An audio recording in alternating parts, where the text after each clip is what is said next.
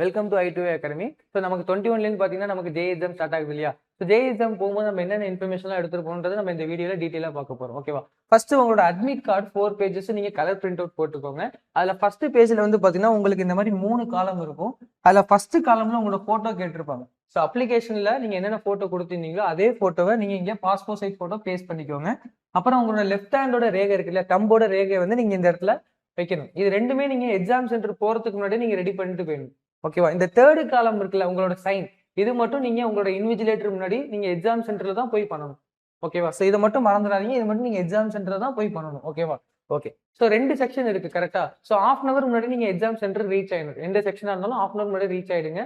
But யாரெல்லாம் Aadhaar card மூலியமா register பண்ணலையோ, அதாவது ஆதார் கார்டு ப்ரூஃபா கொடுக்கலையோ, அவங்க எல்லாருமே வந்து பாத்தீங்கன்னா 1 ஹவருக்கு முன்னாடியே நீங்க ரீச் ஆயிடணும்.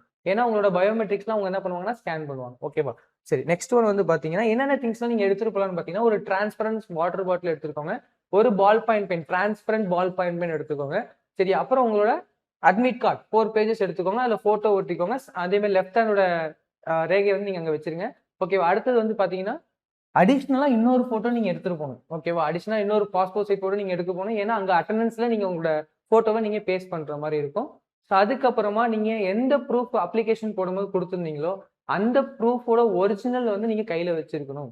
ஓகேவா? ஸோ இதெல்லாம் நீங்க கண்டிப்பா எடுத்துட்டு போகணும்.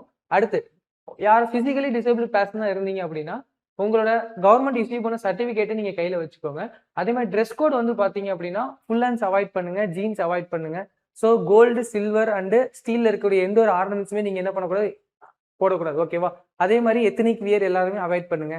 ஆஃப் ஹேண்ட் ஷர்ட் இல்ல டிஷர்ட் போட்டுக்கோங்க. அதே மாதிரி பாக்கெட்ஸ் 2 பாக்கெட் தான். ஓகேவா? நார்மல் மினிமம் பாக்கெட் இருக்கிற மாதிரி ஃபேன்ஸ் போட்டுக்கோங்க. ஓகேவா?